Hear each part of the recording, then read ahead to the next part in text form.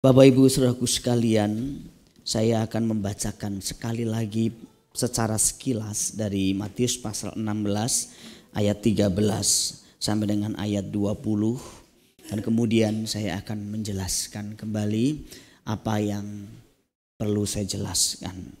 Matius pasal 16 berbicara mengenai pengakuan Petrus. Dari pengakuan Petrus ini kita akan belajar mengenai janji Tuhan yang indah, yang nanti kita akan mempelajarinya.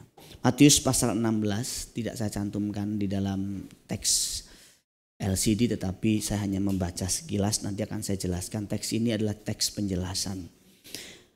Setelah Yesus tiba di daerah Kaisarea Filipi, ia bertanya kepada murid-muridnya, kata orang, siapakah anak manusia itu? Jawab mereka, ada yang mengatakan Yohanes Pembaptis, ada juga yang mengatakan Elia, ada pula yang mengatakan Yeremia atau salah seorang dari para nabi. Lalu Yesus bertanya kepada mereka, tetapi apa katamu, siapakah aku ini? Maka jawab Simon Petrus, engkau adalah Mesias, anak Allah yang hidup. Kata Yesus kepadanya, berbahagialah engkau Simon bin Yunus, sebab bukan manusia yang menyatakan itu kepadamu, melainkan Bapa-Ku yang di surga. Dan aku pun berkata kepadamu, engkau adalah Petrus, dan di atas batu karang ini aku akan mendirikan jemaatku, dan alam maut tidak akan menguasainya. Kepadamu akan kuberikan kunci kerajaan surga. Apa yang kau ikat di dunia ini akan terikat di surga, dan apa yang kau lepaskan di dunia ini akan terlepas di surga. Lalu Yesus melarang murid-muridnya supaya jangan memberitahukan kepada siapapun bahwa ia Mesias. Bapak Ibu Saudaraku sekalian, kita belajar dalam kesempatan minggu lalu bahwa mengenal pribadi Yesus Kristus adalah sesuatu yang terindah, terbesar, termulia yang pernah bisa dibahasakan oleh manusia. Tuhan mau kita mengenal Dia secara pribadi, dan itu harus menjadi kebahagiaan kita. Orang-orang yang menjadikan pengenalan akan Kristus menjadi ukuran kebahagiaannya, keberuntungannya adalah orang-orang Kristen yang telah menemukan Kristus di dalam hidup ini. Tetapi kalau kita masih menjadikan ada hal-hal lain yang masih membahagiakan kita, entah itu uang, entah itu kesenangan dunia, entah itu makanan, entah itu seks, apapun itu, kalau itu masih bisa membahagiakan kita lebih daripada kita mengenal pribadinya, kita masih belum mengenal Dia secara pribadi. Nah, Bapak Ibu Saudaraku sekalian, di dalam pengakuan Petrus tersebut dan apa yang Yesus katakan, kita belajar mengenai 3 hal mendasar hari ini. Yang pertama, bahwa orang-orang yang mengenal Kristus adalah orang-orang yang berbahagia, yang diberkati, yang beruntung. Nah, yang menarik, terjemahan yang digunakan kata berbahagialah ini sama dengan Matius pasal 5 ayat 3 sampai dengan ayat 12. Kata berbahagia diterjemahkan dengan makarios, yang juga diterjemahkan di beberapa terjemahan lain beruntunglah, berbahagialah, diberkatilah kamu Simon. Jadi orang-orang yang seperti Simon yang menemukan Tuhan secara pribadi adalah orang Kristen yang beruntung. Nah, keberuntungan ini juga bukan keberuntungan yang terjadi secara otomatis. Keberuntungan ini sebuah perjalanan yang panjang. Petrus setiap hari bersama dengan Yesus minimal 3,5 tahun. Setiap hari dia bersekutu dengan Dia sampai dia klik, sampai dia bisa menemukan pemahaman yang baru. Mungkin yang lain belum sampai level Petrus. Orang-orang Yahudi lain belum sampai level Petrus. Murid-murid lain belum sampai level Petrus. Petrus mencapai levelnya, mengenal Kristus secara pribadi. Itu sebabnya Yesus memuji dia. Berbahagialah engkau Simon bin Yunus, sebab bukan manusia yang menyatakan itu kepadamu. Beberapa terjemahan lain menarik. Saya setiap kali mempersiapkan khotbah, saya membuka minimal 5 versi terjemahan, baik dalam bahasa Indonesia, dalam bahasa Inggris, termasuk mengeksegesi. Yang menarik adalah kata yang dipakai untuk Sebab bukan manusia yang menyatakan itu kepadamu. Dari beberapa versi terjemahan itu menarik. Sebab bukan daging yang menyatakan itu kepadamu. Bukan darah dan daging yang menyatakan itu kepadamu. Atau bukan pikiran manusia yang menyatakan itu kepadamu. Tetapi Allah Bapa Surgawi yang menyatakan itu kepadamu. Jadi kalau seseorang akhirnya bisa klik dengan Tuhan. Ada satu usaha yang dilakukan, tapi sisi lain ada peran Bapa Surgawi lewat kuasa Roh Kudus yang menuntun orang tersebut sampai klik mengenal Tuhan secara pribadi. Dan ini perjalanan yang harus kita tempuh. Saudara tidak bisa terus menerus hanya mengenal Kristus dari apa kata orang. Tidak bisa. Tidak bisa hanya sekedar mengikut Kristus dari jauh. Tidak bisa hanya sekedar hadir dalam satu ibadah seperti ini. Tapi sebenarnya tidak mengenal Kristus, apalagi dikenal oleh Kristus. Dan kalau kita sampai satu level bisa mengenal Kristus, apalagi dikenal oleh Kristus, tidak ada yang lebih menguntungkan. Tidak ada yang lebih membahagiakan daripada hal ini. Saya mengatakan bahwa mengenal dan dikenal oleh Allah adalah pencapaian tertinggi dari perjalanan spiritualitas kita. Kalau saya boleh mengatakan inilah pencapaian tertinggi dari perjalanan spiritualitas kita. Bukan kita diangkat menjadi pejabat. Bukan kita berapa lama ada di gereja. Bukan kita menjadi pendeta. Tetapi mengenal dia secara pribadi. Itu pencapaian tertinggi perjalanan spiritualitas kita. Jadi kalau kita ngerti bahwa ini adalah pencapaian tertinggi, tidak ada yang kita lebih kejar daripada ini. Saudara, sebagai seorang hamba Tuhan, melayani pekerjaan Tuhan seperti ini rentan dengan pencapaian-pencapaian lain. Apalagi kalau kita dipenuhi dengan obsesi untuk menjadi seperti orang lain. Punya gereja yang mapan, gedung maksudnya. Punya jemaat yang banyak, dihormati orang, kenyamanan hidup. Itu akan menjadi pencapaian-pencapaian yang dikejar. Tetapi bukan itu. Kita harus menemukan Kristus secara pribadi. Dan itu hanya bisa dilakukan di dalam keintiman kita. Persekutuan kita dengan dia. Jadi kita tidak bisa menggantikan persekutuan kita dengan dia secara pribadi dengan aktivitas pelayanan. Pencapaian-pencapaian yang diukur oleh manusia. Ada orang-orang mungkin secara manusia aktif pelayanan. Mencapai posisi sebagai seorang pendeta. Menjadi orang yang bergelar doktor teologi. Tapi belum tentu mengenal dia secara pribadi. Dan ini menjadi PR saya juga seumur hidup saya. Kalau boleh saya memilih, saya tidak apa-apa tidak menjadi pendeta besar. Tidak apa-apa tidak punya jemaat yang banyak. Tidak apa-apa juga saya tidak punya uang banyak. Tapi jangan sampai dalam seluruh perjalanan hidup saya menjadi hamba Tuhan, saya tidak mengenal dia secara pribadi. Dan lebih saya takutkan, saya tidak dikenal dia secara pribadi. Itu sebabnya persekutuan dengan Bapa Surgawi, persekutuan kita dengan Kristus harus menjadi persekutuan yang paling kita nantikan setiap hari. Kalau ada hal-hal lain yang boleh kita pangkas, satu yang tidak boleh kita pangkas, doa kita, persekutuan kita dengan dia. Tetapi seringkali kalau sudah sibuk yang kita pangkas pertama-tama jam doa kita. Yang lain kita nggak pangkas, yang kita pangkas jam doa kita. Kita tidak mengerti bahwa tidak ada yang lebih berharga daripada kita bersekutu dengan dia. Kita menjadi sibuk satu hari itu dari pagi sampai malam, kita lupa bersekutu dengan dia. Kita mungkin padat di hari Minggu dari pagi sampai malam hari, tapi kita lupa untuk bersekutu dengan dia secara pribadi. Dan itu membuat kita nanti tidak mencapai apa-apa selain mencapai hal-hal yang manusia anggap sebagai keberhasilan. Kita mengenal Kristus tapi bukan Kristus apa kata orang. Kristus sebagai tokoh manusia biasa bukan. Makanya waktu Yesus berkata menurut mereka apakah anak manusia itu, apa penilaian manusia, penilaian orang tentang anak manusia. Kemudian murid-murid bilang menurut mereka anak manusia itu sejajar dengan Yohanes Pembaptis, Elia, Yeremia atau nabi lain. Tetapi bukan Yesus seperti itu yang kita mau kenal. Itu dikenalkan oleh agama-agama lain juga seperti itu. Yesus hanya tokoh. Yesus hanya manusia luhur. Yesus hanya guru besar, guru agung. Tapi dia gak sejajar dengan Allah Bapa. Dia bukan Tuhan, dia bukan Mesias dari Allah.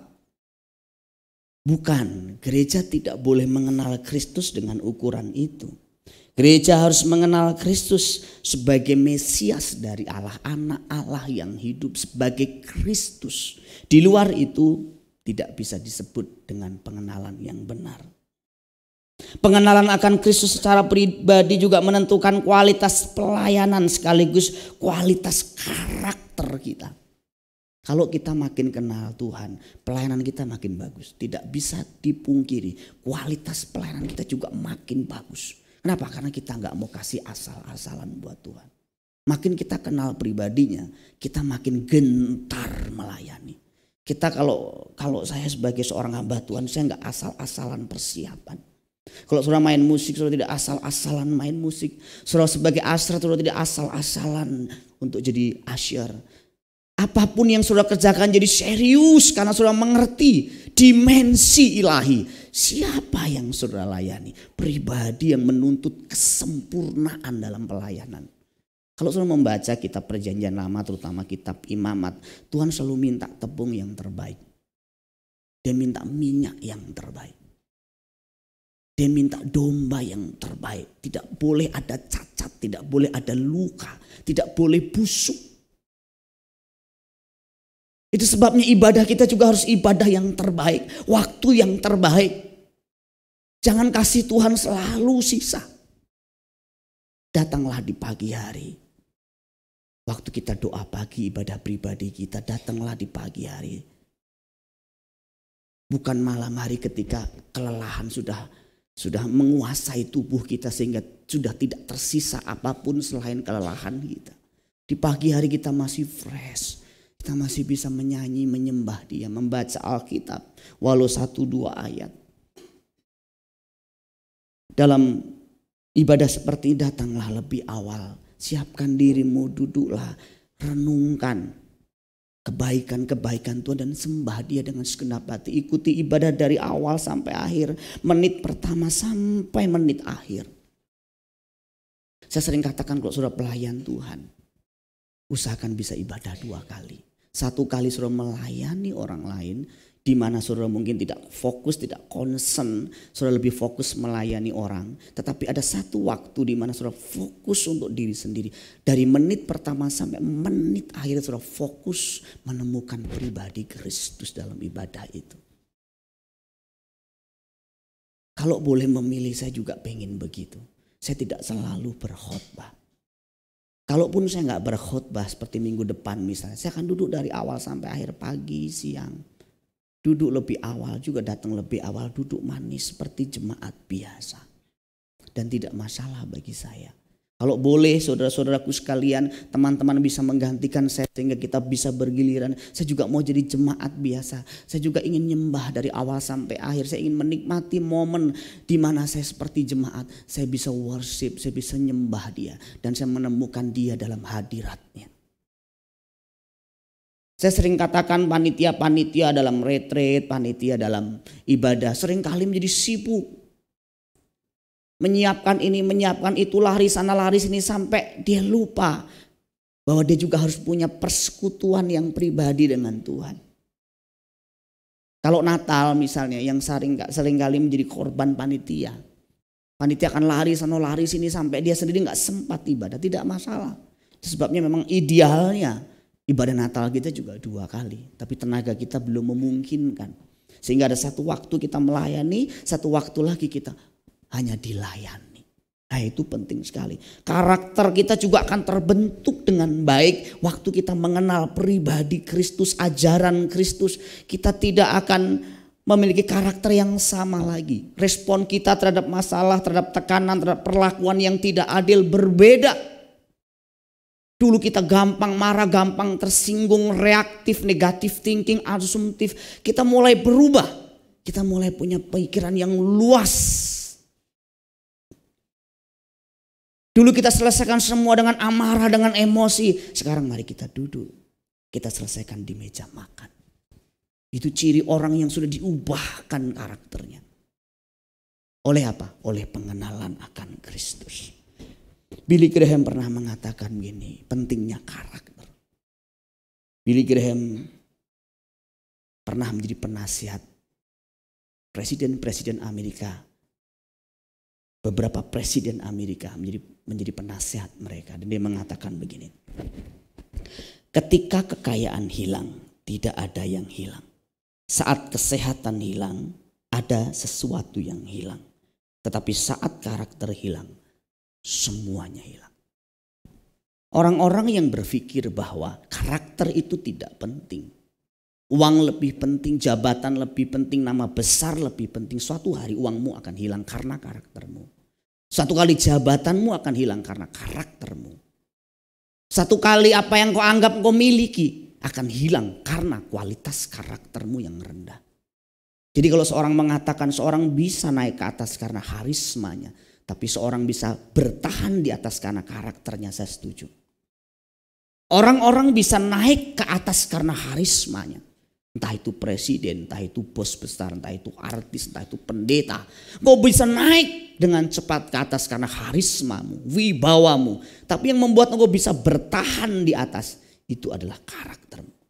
Beberapa hari ini saya membaca satu berita mengenai satu CEO atau developer dari satu usaha tertentu, gara-gara satu cuitan di karakternya, dalam waktu yang singkat banyak orang protes dan kemudian mundur.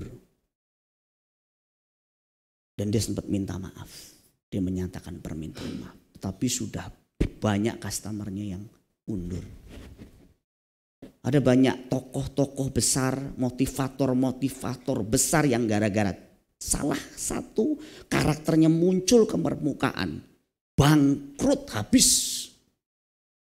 Indonesia masih menghargai karakter. Kok dilihat satu tokoh itu karakternya jeblok, dalam satu hari bahkan 1 jam dia bisa terjun bebas. Ada seorang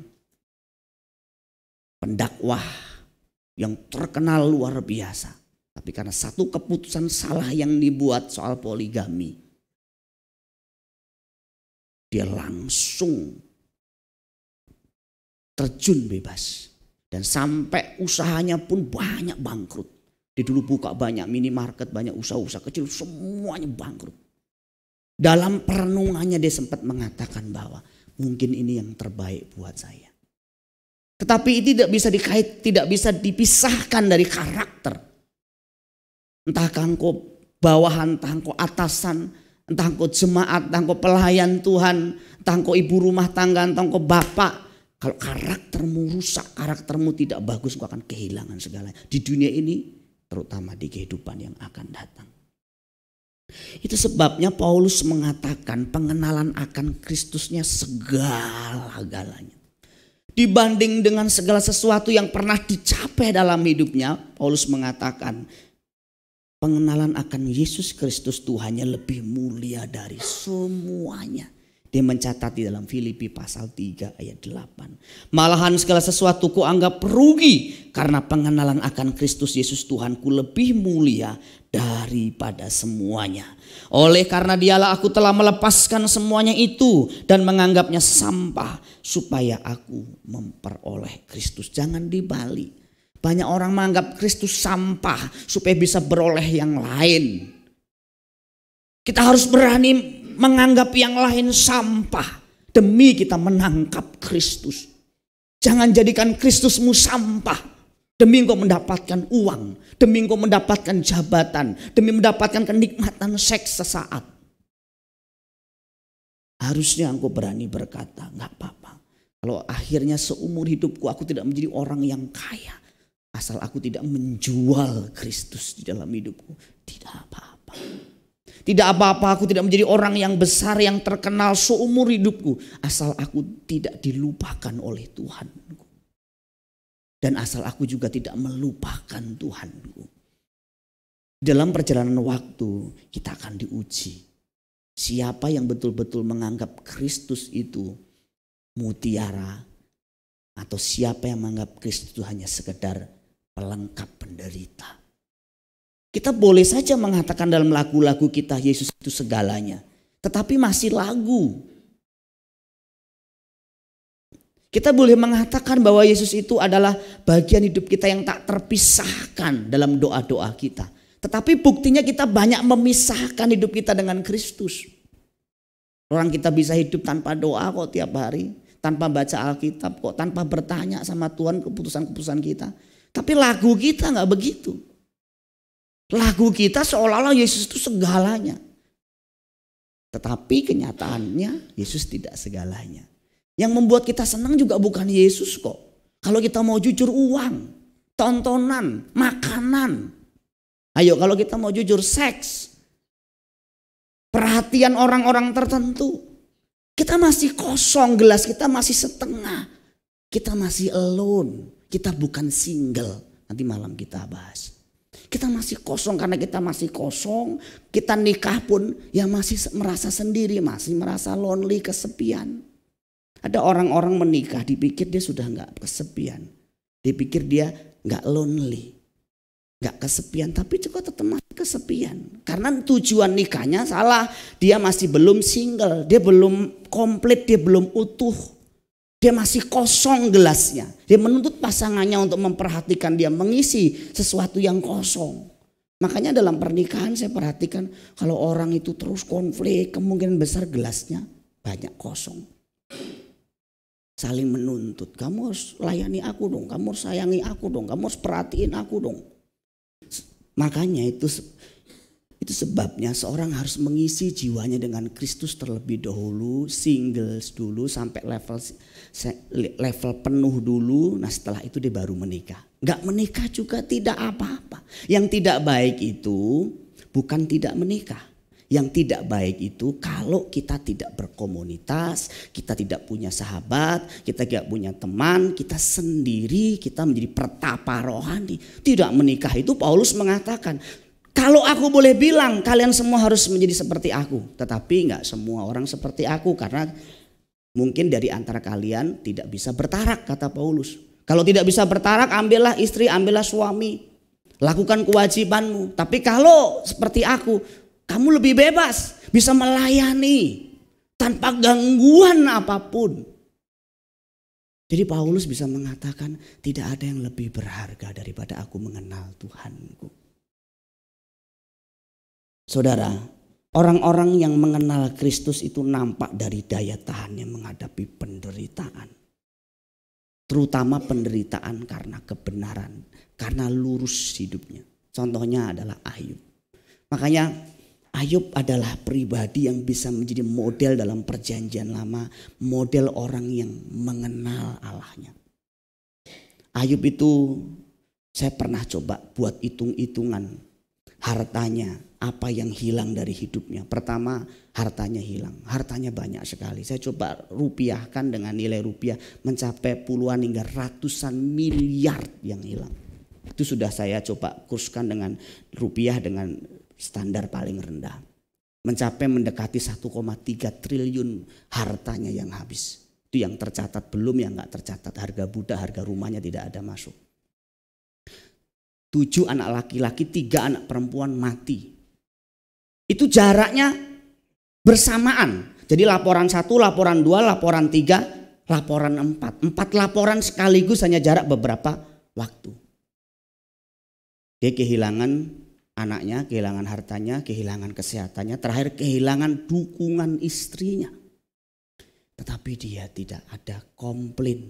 Mulutnya tidak mengucapkan kata-kata yang mengutuk Tuhan, yang menyalahkan orang. Ini kualitas orang yang kenal Tuhan itu seperti ini. Nah kadang-kadang kita ini belum apa-apa. Kita baru kehilangan harga diri sedikit. Kita mungkin baru kehilangan uang dengan nilai jumlah yang tidak seberapa. Tapi kita sudah mengutuk, kita sudah marah, kita sudah berbuat dosa dengan mulut kita. Kita nggak mengenal siapa yang kita layani. Dan Ayub luar biasa, responnya benar. Dikatakan dalam ayat 21, dengan telanjang aku keluar dari kandungan ibuku dan dengan telanjang juga aku akan kembali ke dalamnya.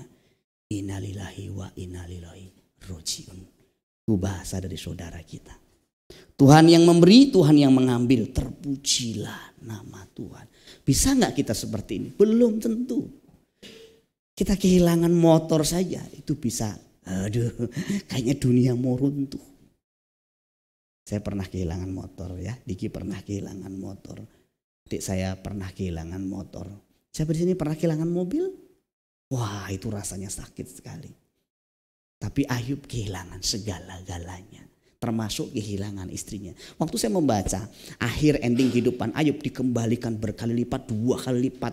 Anak-anaknya juga cantik-cantik, ganteng-ganteng. Yang menarik, selama dia sakit, selama dia bangkrut, tidak ada yang datang. Kecuali 4 sahabatnya.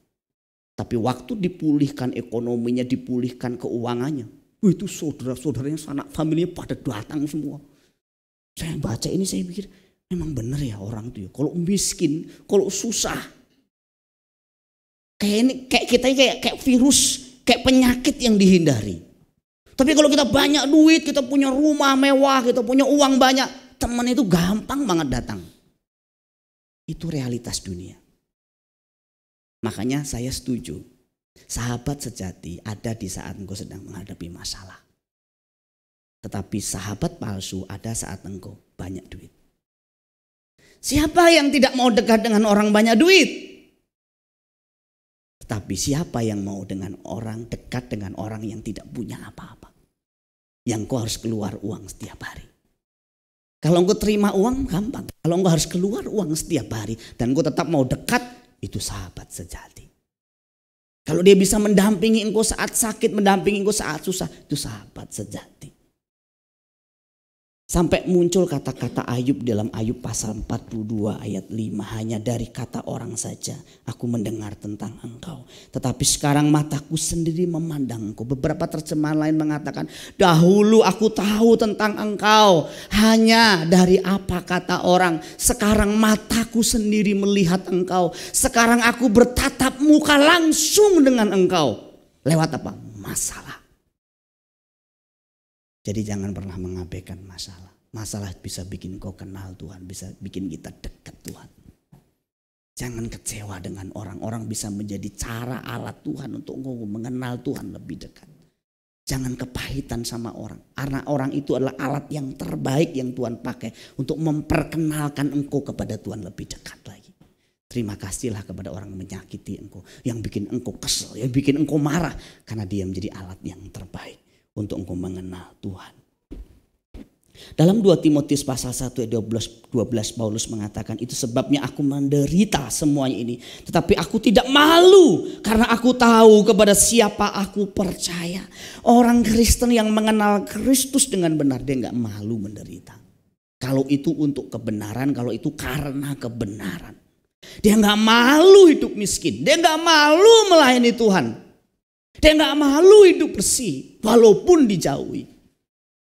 Kenapa? Karena dia tahu siapa yang dia percayai. Dia kenal pribadi Tuhan yang dipercayai. Bapak Ibu Saudaraku sekalian, akhir hidup Paulus adalah dipenggal kepalanya. Kita belum sampai dipenggal. Belum.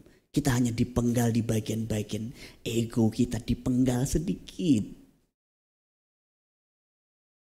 Apa yang dipenggal? Hanya uang kita sedikit, waktu kita sedikit, daging kita sedikit, kita dipenggal. Itu kita sudah menjerit, kita sudah komplain. Kita belum sampai level Paulus. Tapi kalau kita sudah mengenal dia, sampai level Paulus pun kita tidak masalah.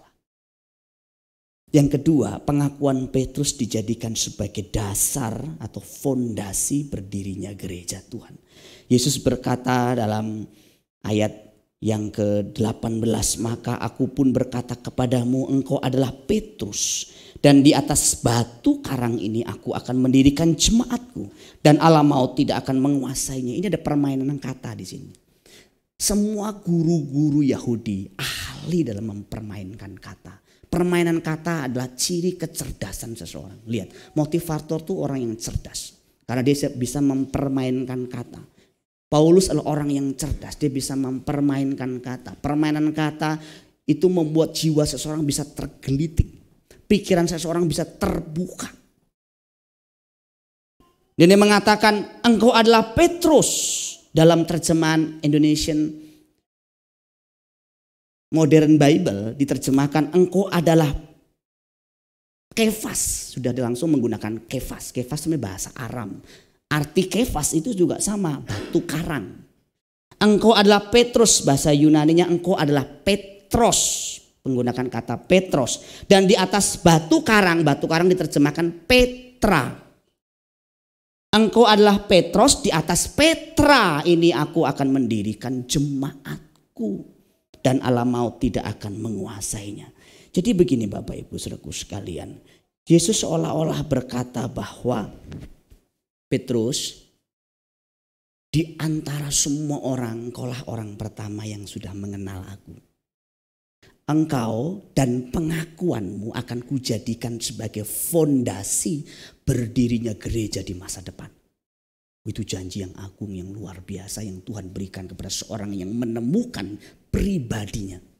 Di atas dirimu, karena engkau adalah orang pertama yang menemukan aku, engkau jemaat pertama dari seluruh dunia ini, dan di atas perkataanmu bahwa Yesus adalah Kristus, anak manusia adalah Mesias dari Allah, aku akan mendirikan gerejaku. Perhatikan baik-baik. Ini satu kalimat pendek tapi mendasar dan penting. Kalau kita nggak ngerti ayat ini, maka kita tidak mengerti banyak hal di dalam hukum kekristenan. Nah, orang Katolik Roma, kepercayaan Katolik Roma mempercayai bahwa ayat ini menjadi fondasi mereka, seolah-olah Petrus itu orang pertama yang mendirikan gereja Roma Katolik. Namun sayangnya ayatnya tidak ada. Dasar ayatnya tidak ada, dan saudara harus tahu menurut sejarah tradisi gereja yang dipercayai, Petrus mati disalib terbalik. Jadi tidak mungkin Petrus mendirikan gereja Roma Katolik. Tetapi kalau mereka mempercayai demikian tidak masalah. Tetapi dalam Alkitab, dalam prinsip kekristenan kita harus menguji segala sesuatu. Alkitab katakan ujilah segala sesuatu. Jadi kita harus uji juga apakah betul demikian. Kita juga harus menjadi jemaat seperti yang tertulis dalam Kisah Rasul pasal 17.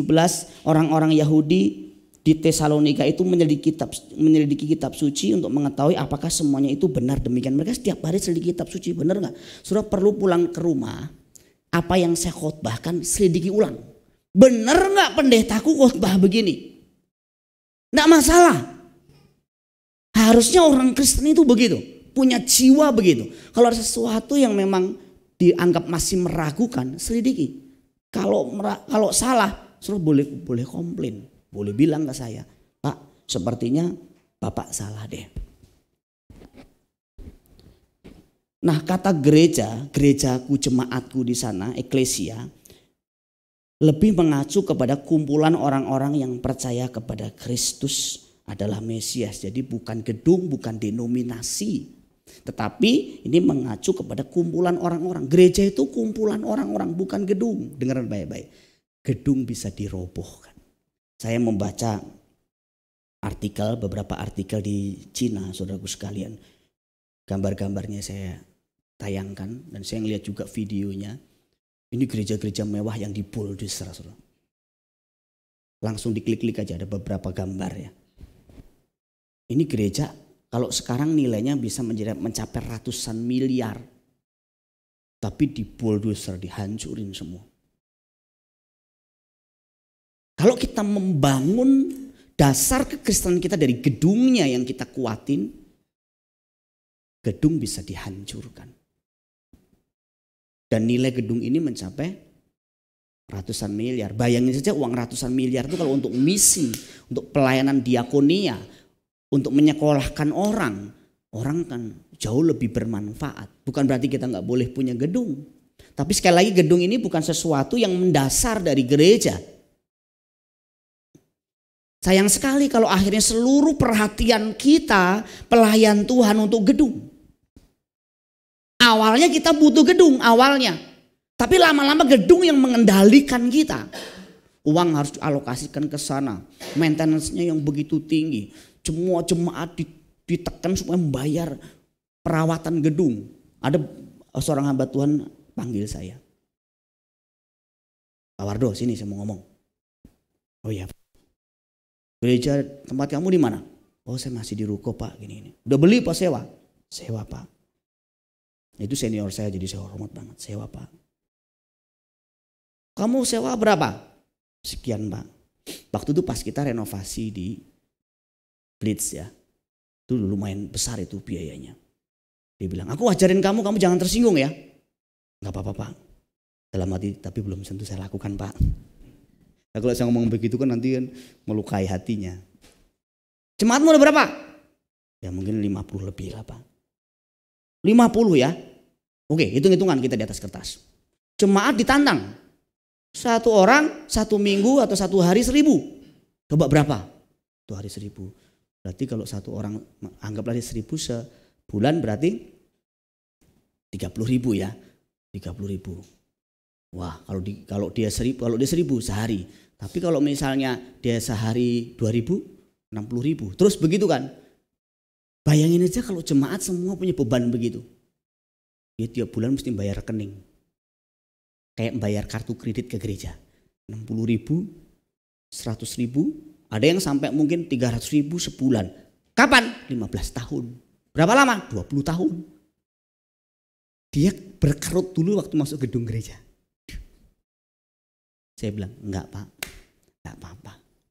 Sementara ini kita masih ngontrak, nanti saya yakin kalau memang diperlukan harus beli-beli. Kalau kita ada berkat beli, kalau enggak ada enggak masalah. Karena gedung itu hanya sesuatu yang sifatnya lahiriah. Saya tanya kepada teman saya, gembala jemaat juga di sebuah pedalaman. Saya panggil dia, Mas, gimana Mas kabarnya? Oh baik Mas, gini. Ini lagi konsentrasi apa nih pelayanan? Oh kita lagi bangun gedung Mas. Kita lagi konsentrasi habis-habisan bangun gedung. Saya bilang, kita juga lagi bangun Mas. Bangun apa? Bangun manusianya yang di dalam gedung, saya bilang. Jadi dia bangun gedungnya, saya bangun manusianya yang di dalam gedung. Terserah. Dia bikin gedung gede. Itu kayaknya mau 300-400 orang. Jemaatnya 20-30 orang. Kosong momplong. Buat apa kalau kita bangun gedungnya yang kuat tapi manusia di dalam gedungnya tidak kuat? Dasarnya lemah. Buat apa? Bagaimana kalau nanti zamannya seperti di China ini, gedung-gedung dihancurkan? Kita sudah energi kita semua, perhatian kita ke sana, habis bagaimana saudara? Jadi gereja Tuhan itu harus dibangun di atas fondasi pengakuan Kristus adalah. Yesus adalah Kristus. Yesus adalah Mesias, tidak yang lain. Jadi kalau ada gereja, ada aliran yang mengatakan bahwa Yesus itu tidak sejajar dengan Allah. Yesus itu bukan Allah. Yesus itu bukan Kristus atau Mesias. Maka menurut Rasul Yohanes itu adalah antikris, itu adalah sesat, itu adalah bidat. 1 Yohanes pasal 2 ayat 22. Siapakah pendusta itu? Bukankah dia yang menyangkal bahwa Yesus adalah Kristus?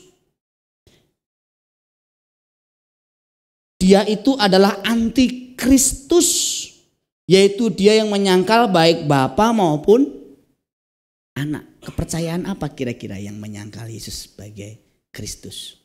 Yesus sebagai Mesias.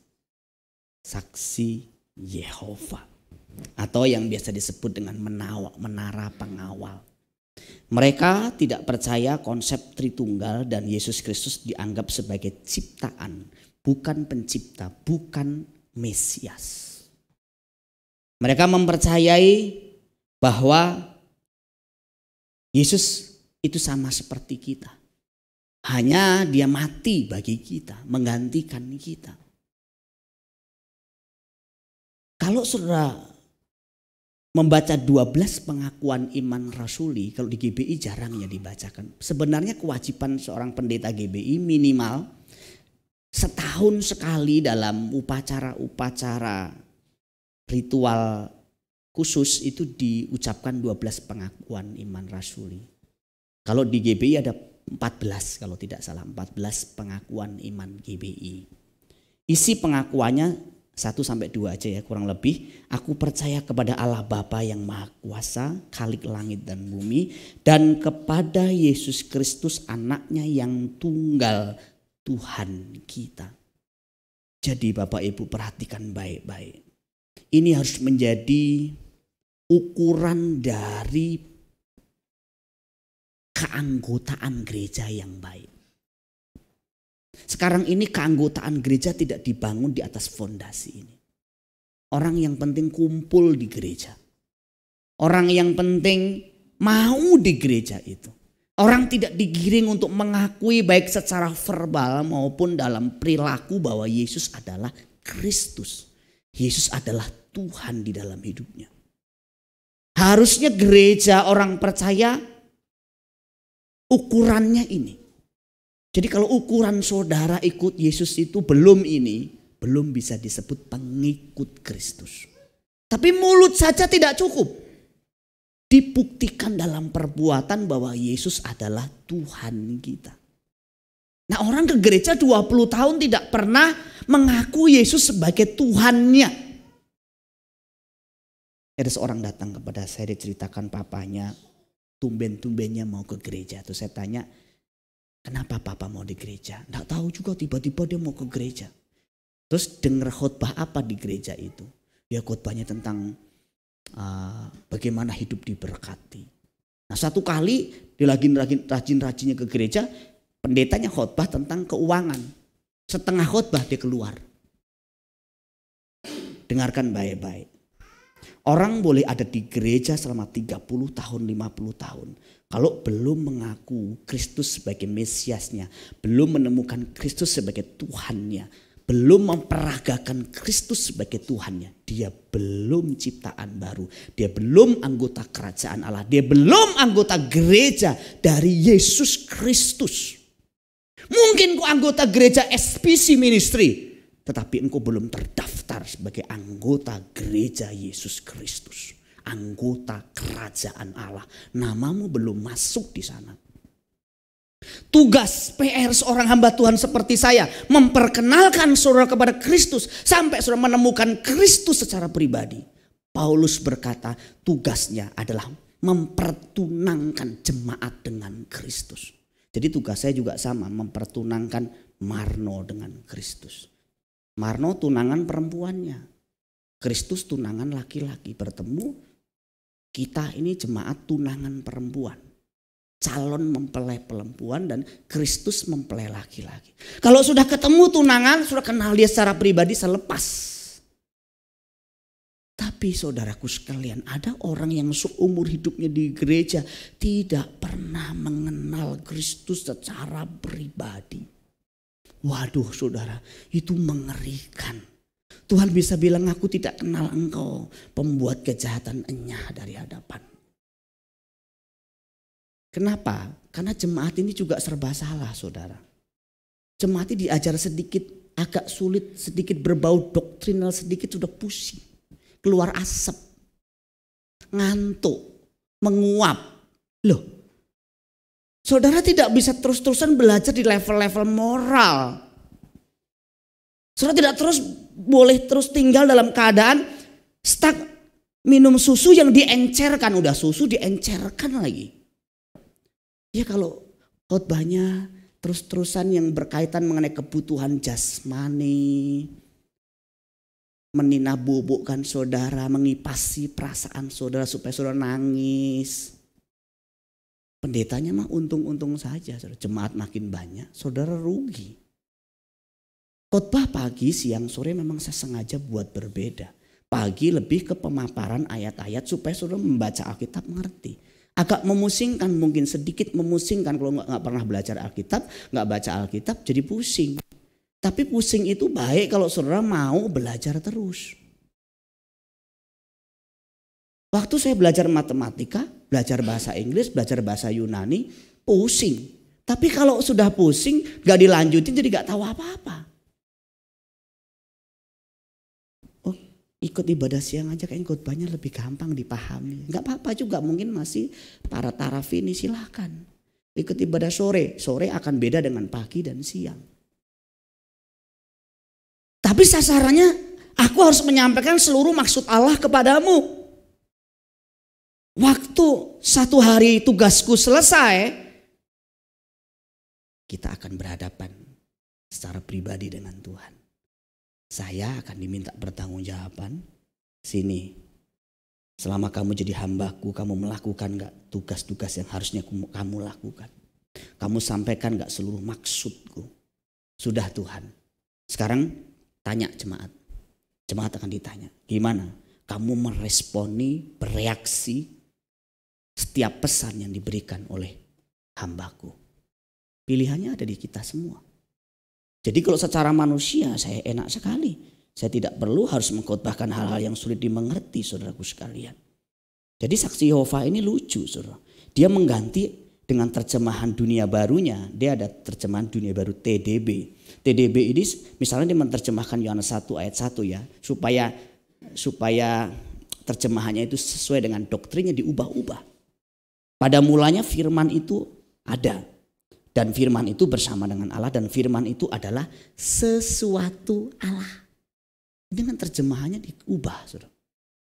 Demi mendukung doktrinnya. Satu kali saya akan khotbah khusus tentang ajaran-ajaran sesat di sore hari. Nanti mungkin akan lengkap. Ajaran bidat Kristen yang lain apa selain saksi Yehova. Dan bagaimana kita mengantisipasinya. Karena banyak orang Kristen kalau sudah kena datangi saksi Yehova udah panik. Cuman satu yang bisa dilakukan, usir. Tapi kalau nggak bisa usir, akhirnya aku berserah. Aku berserah. Karena dia makin diusir, suruh makin gigih dia saudara.